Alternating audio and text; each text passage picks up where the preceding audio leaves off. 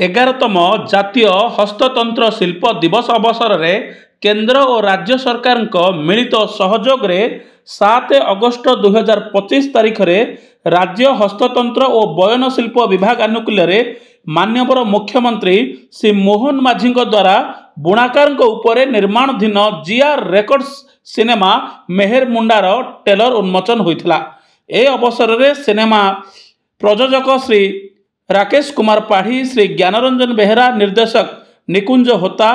कहानीर नायक ज्योतिरंजन नायक और कार्यकारी प्रयोजक विजय कुमार पात्र को माननीय मुख्यमंत्री प्रशंसा करथिले और जीआर रेकर्डर अन्य समस्त सदस्य यथा डीओपी श्रीकांत पट्टनायक, सूरज महापात्र, प्लावन महांती,